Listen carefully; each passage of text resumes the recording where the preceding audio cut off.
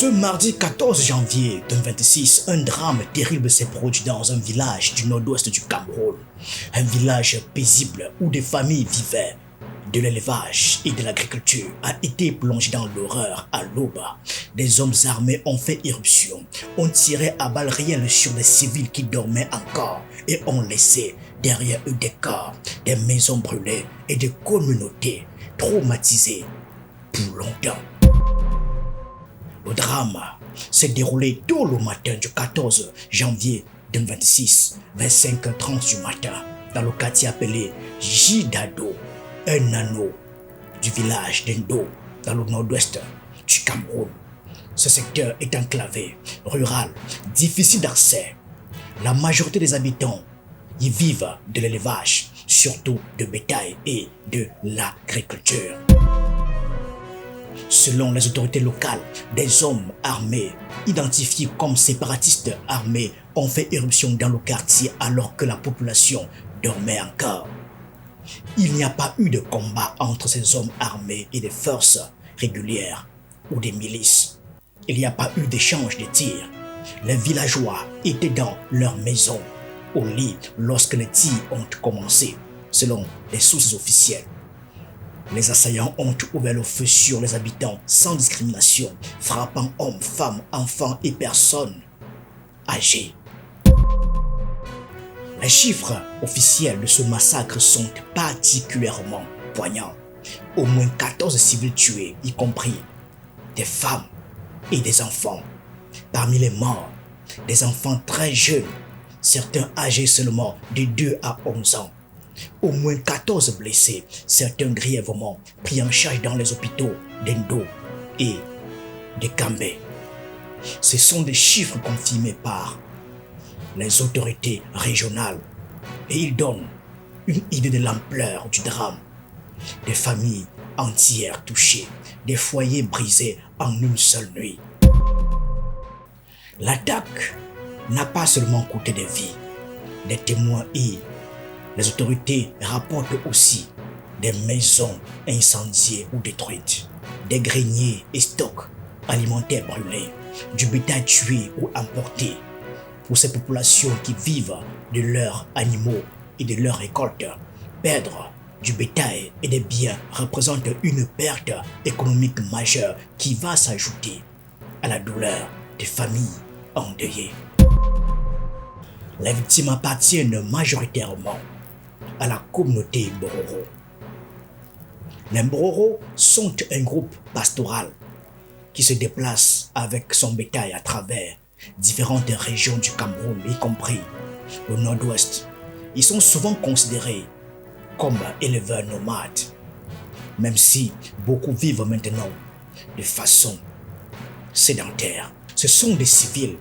Ils n'étaient pas en train de combattre, ni armés, ni impliqués dans un affrontement armé lorsque l'attaque a eu lieu, rapportent des sources. Les premières informations disponibles indiquent que des groupes armés séparatistes souvent appelés combattants ambazoniens seraient à l'origine de cette attaque. Le gouverneur de la région du Nord-Ouest, Adolphe Lélé l'Afrique, a qualifié l'attaque de massacre et a indiqué que les assaillants sont des terroristes séparatistes. Pour l'instant, aucun groupe n'a formellement revendiqué cette attaque, mais les autorités locales attribuent clairement les faits à des combattants séparatistes. Les contextes qui expliquent ce drame sont malheureusement multiples. Accusations de collaboration. Les assaillants semblent avoir ciblé la communauté Mbororo parce qu'ils l'accusent d'avoir collaboré avec l'armée camerounaise lors de récents affrontements. Représailles après des pertes. Des sources évoquent que les séparatistes voulaient se venger des pertes subies lors d'opérations des forces armées camerounaises dans la zone.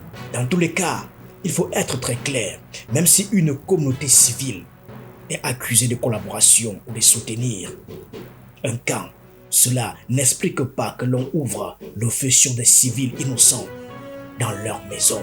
La loi humanitaire protège les civils. quelle que soit la situation.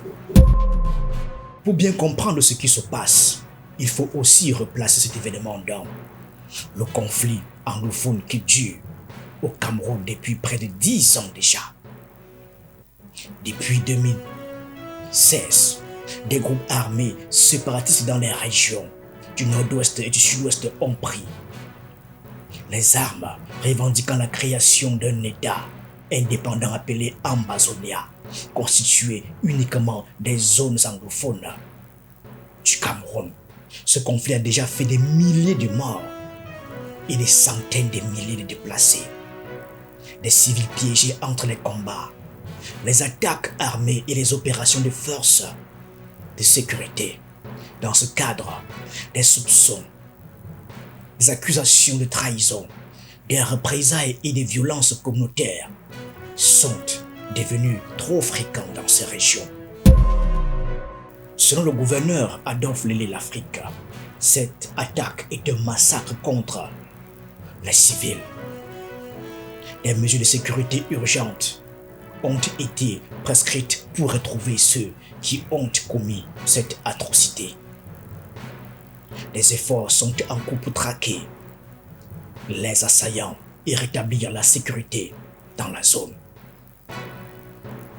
Le gouvernement affirme qu'il travaille à protéger les populations civiles et à poursuivre les auteurs de ces crimes.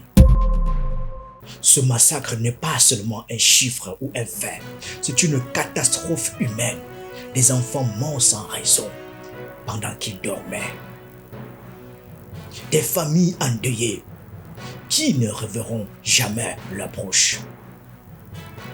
Des survivants traumatisés qui ont perdu leur maison, leur bétail, leurs moyens de subsistance.